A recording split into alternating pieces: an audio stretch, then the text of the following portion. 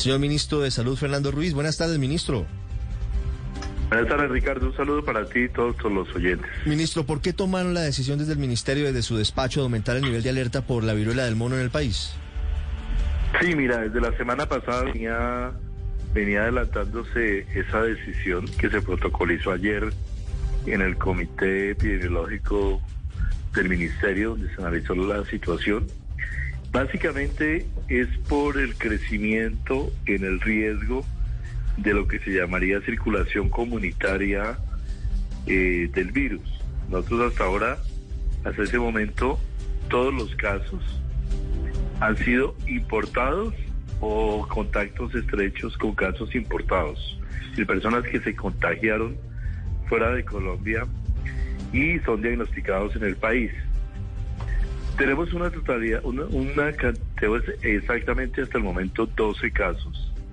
Y lo que se ha visto es que en las últimas semanas hay ya una circulación comunitaria, o sea, casos contagiados dentro del propio país, en los Estados Unidos, en Brasil y en Perú, adicionales a los que ya se ven evidenciado o vienen desde algunos países europeos. Entonces, frente a eso y con el fin de alistar todo el sistema de salud y plantear toda la estrategia de contención, se tomó la decisión de pasar a una alerta más alta para que todos estemos preparados. No es que haya más casos, no es que estemos ocultando de ninguna manera ningún caso, como ha salido por ahí en las redes sociales. Seguimos con el mismo número de casos, 12 casos hasta ahora. Seguramente habrá más casos en los próximos días y todos son o importados o relacionados con casos importados. Ministro, ¿qué significa que un virus tenga circulación comunitaria? Usted nos dice, mire, haciendo sumas y restas, en Estados Unidos se han reportado casos, en Brasil también, en Perú también, y en Colombia lo que estamos haciendo es preparándonos ante ese escenario que parece muy probable. ¿Qué implicaciones tiene? Me estoy devolviendo casi 2 años y medio preguntándole cosas que le preguntamos cuando empezamos con ese virus desconocido que se llamaba SARS-CoV-2 y que luego terminó cambiando la vida a todos los humanos. Exactamente es algo muy similar. Si usted recuerda, en circulación, cuando los casos son todos, se contagian fuera y los diagnosticamos en Colombia, no hay circulación comunitaria, pero cuando los casos ya se empiezan a contagiar dentro del país, ya se empieza a hablar de circulación comunitaria. Entonces, ese es el riesgo que existe, como digo, ya existe en varios países.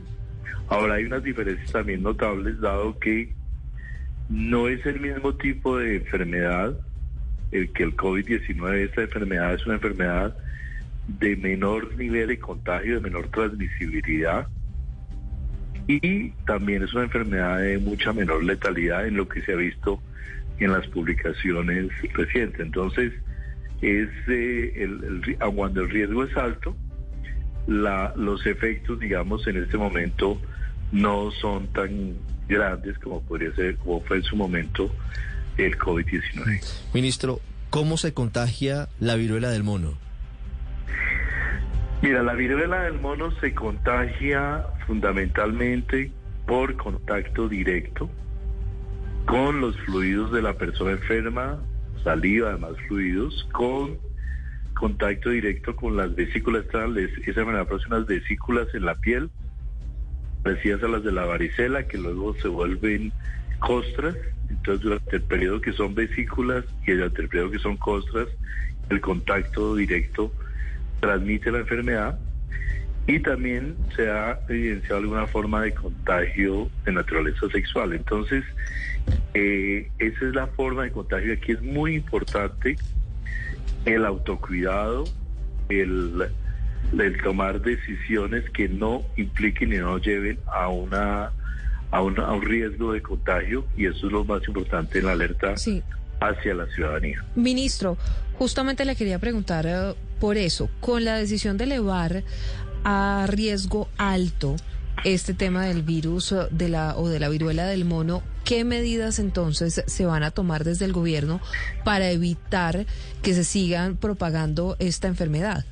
Es decir, uso de Mira, tapabocas. ¿Podríamos llegar otra vez al punto de que el tapabocas vuelva a ser obligatorio en todos los espacios, como ocurrió con el COVID-19?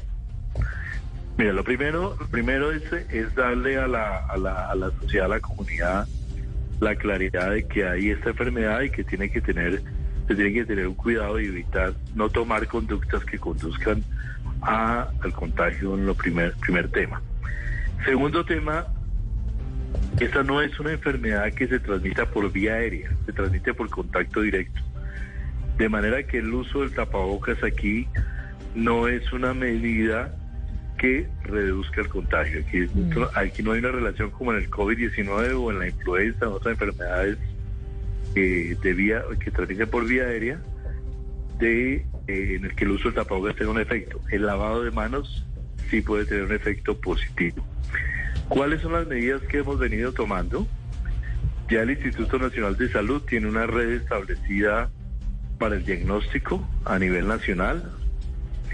También ya se incluyeron con Migración Colombia algunas preguntas para identificar personas que puedan estar contagiadas antes de llegar al país, y se plantearon algunos operativos a nivel de los aeropuertos para poder hacer derivación de los casos que se pudieran identificar.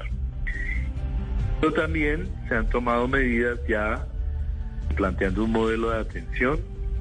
Ayer se tuvo una reunión con las EPS para indicarles que se debe tener una estrategia que incluye montar una línea de información a los usuarios para que las personas puedan llamar y consultar su caso en particular, si hay una sospecha o una idea de que puede tenerse la enfermedad.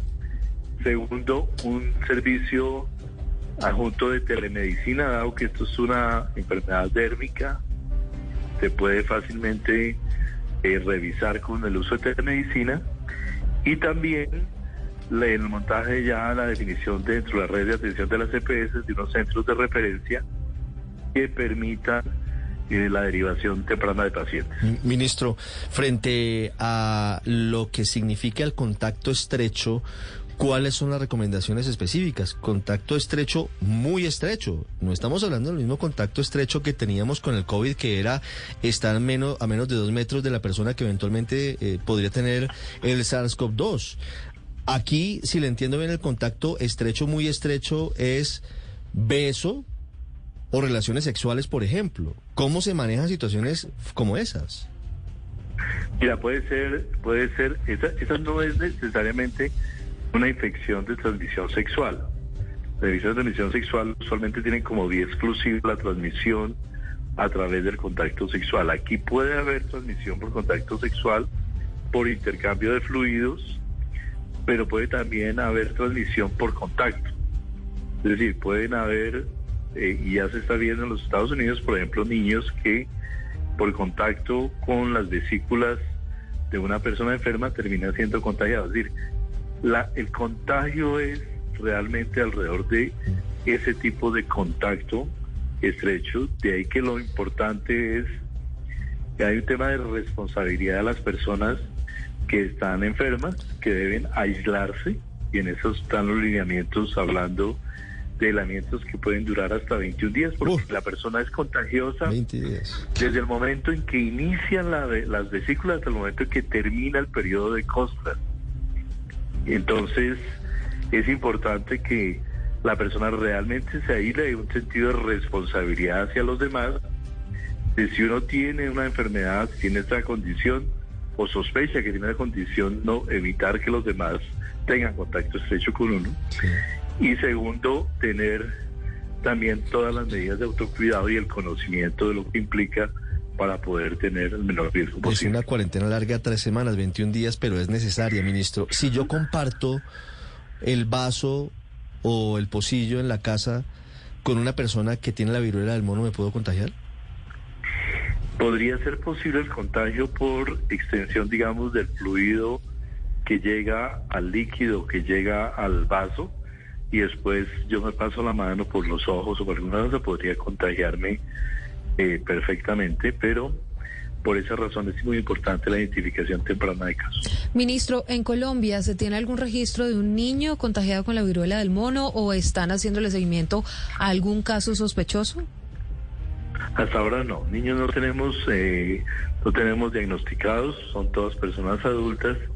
Hemos visto un número cerca de 27 casos, de los cuales se han descartado una cantidad, porque en los niños, y es muy importante esa pregunta, en este momento también podríamos tener un número importante de niños con varicela, que es una enfermedad que a la vista es muy parecida, pero no es necesariamente la viruela del mono. Sí, ministro, me pregunta un oyente, ¿los cuidadores del enfermo, si una persona necesita apoyo y se tiene que aislar, también debe aislarse el cuidador para evitar que se difunda la enfermedad? Sí, la recomendación es que el cuidador se aísle, también permanezca a tiempo con esto, pero lo más importante es que el cuidador use elementos de protección personal. Usar guantes, una bata, digamos, de estas desechable y también, si es posible, careta para tener el cuidado de la persona. Sí. Ministro, ¿cuál es el método de detección de la viruela del mono? ¿La misma prueba PCR que nos hemos hecho durante estos 2 años? Sí. ¿La desagradable por la nariz? Es una prueba de PCR de la lesión. Es una prueba de PCR. Ah, es de la lesión. Ah. Sí, porque esta no es por vía aérea, es una prueba de PCR de la lesión. Esa prueba de PCR no es exactamente la misma del COVID, toma otro segmento del genoma que es específico para la prueba, pero es también con prueba de PCR. Sí. Ministro, a quienes llegan de fuera del país, ¿qué medidas están tomando o qué seguimiento pues para poder detectar la presencia de ese virus? Una persona, le complemento la pregunta a Silvia, ministro, y ya vamos cerrando porque sé que tiene otros compromisos. Una persona que llega a Colombia y se sabe que viene con la viruela del mono, ¿puede entrar al país? ¿Cuál es el protocolo? Es una persona, por eso están haciéndose las preguntas en el formulario de migración para poder identificarlo antes de llegar al país.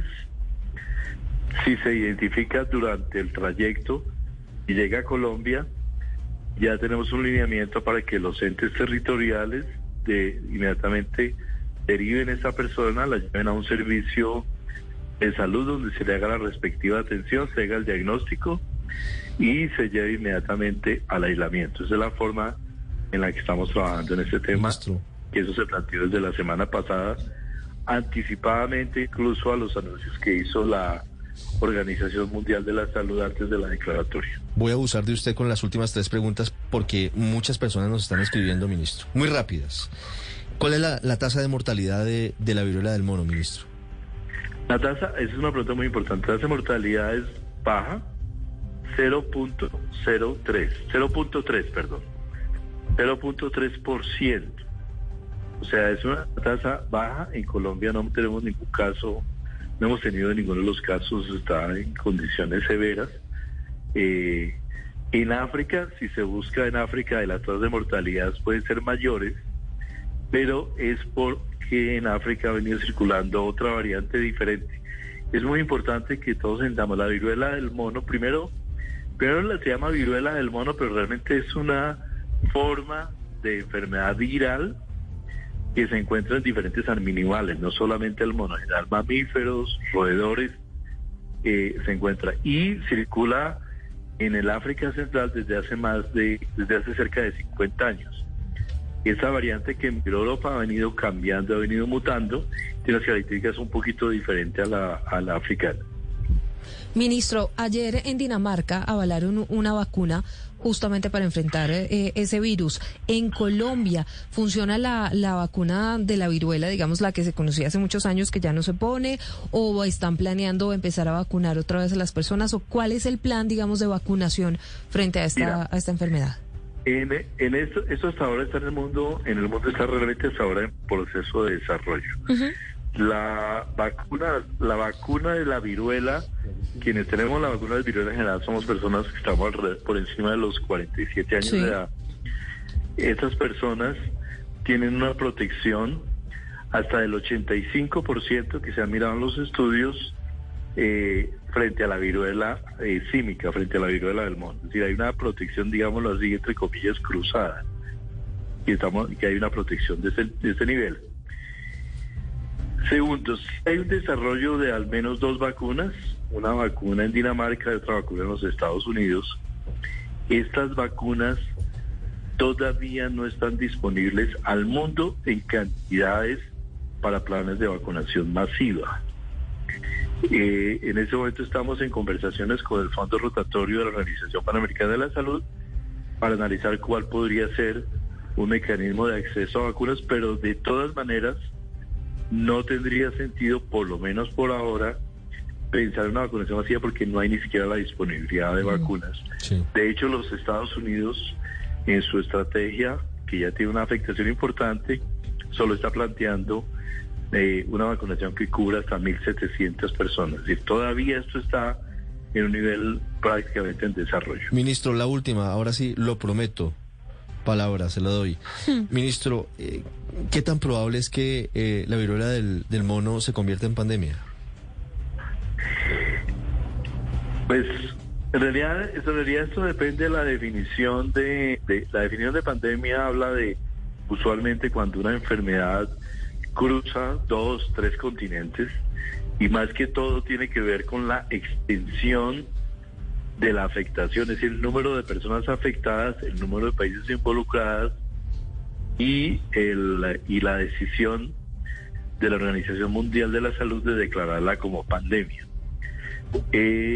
Todavía los números son muy pequeños. Yo creo que en este momento todavía no estamos cercanos a esa decisión. Incluso en el propio comité que tomaba la decisión de la declaración de alerta de la OMS, fue una decisión dividida, no fue una decisión unánime, de manera que obviamente, como toda enfermedad que se transmite a nivel entre diferentes países, siempre hay un riesgo de que un brote se transforme en pandemia, pero digamos que todavía no están las condiciones de afectación ni de tiempo para que se haga esa declaración. Señor Ministro de Salud, Fernando Ruiz, muchas gracias por estos minutos con los oyentes de Meridiano Blue. No, un gran saludo muy especial a todos, agradecimiento, porque estas preguntas son definitivamente muy importantes para que la ciudadanía se ilustre, entienda las características de la enfermedad, que repito, es una enfermedad cuya transmisión no es aérea, es decir, la transmisión por contacto.